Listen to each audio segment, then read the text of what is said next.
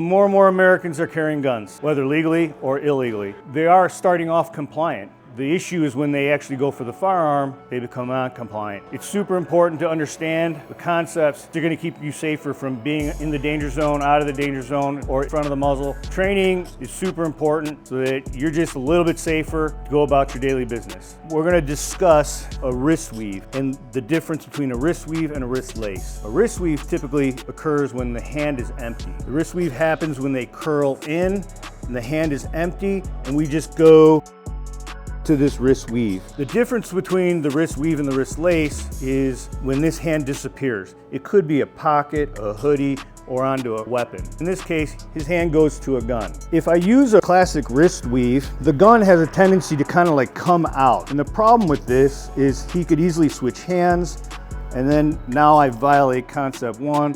I'm on the business end of the gun. Completing the wrist weave versus the wrist lace is I'm actually trying to keep this gun in the waistband, in the pocket, in the hoodie. The hand position is relatively the same, but the biggest difference is the outside hand, or the left hand, is driving through this triangle and then down and lacing between our two hands.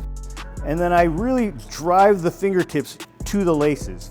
So the palm of my hand is facing backwards. I want a connection, and I want this to be forcing down.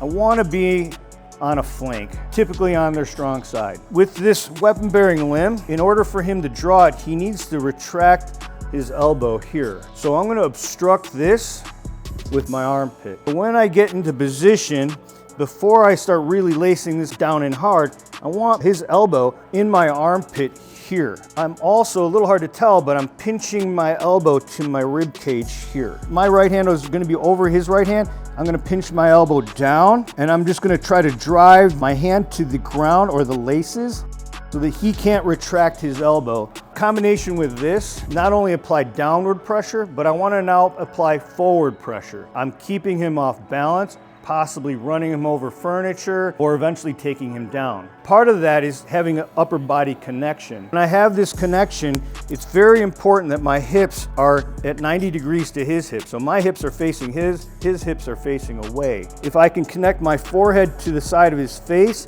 and the side of my face to the front of his shoulder, that's optimal to be here. The goal is to keep the weapon in the waistband, not let it come out. We come across people who are rather athletic or kind of squirrely. Sometimes they drop their hips suddenly and the muzzle comes out. If the muzzle comes out, I need to take my right hand to the side of the slide. A lot of people like to just kind of slide hand over hand to the slide.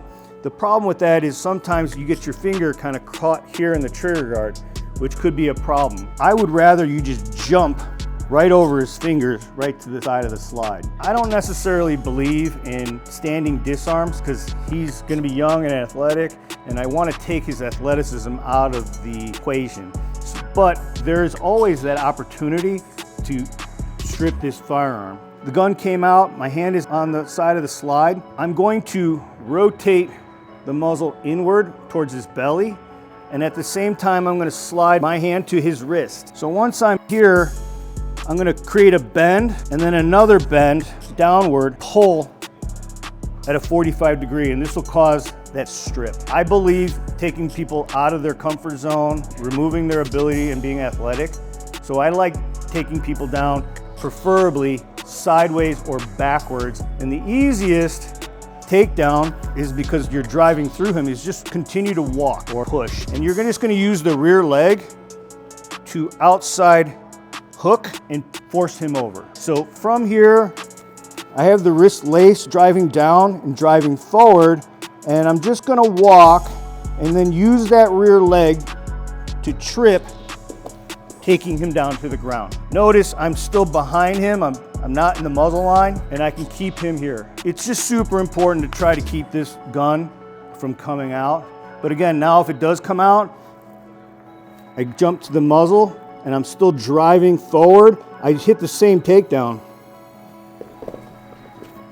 From here, I can hit the same disarm, except now we're horizontal. I'm gonna drive this muzzle into the ground. I'm gonna cause a bend in his wrist. I'm gonna cause a second bend in his wrist here. I'm gonna strip the firearm in the same manner.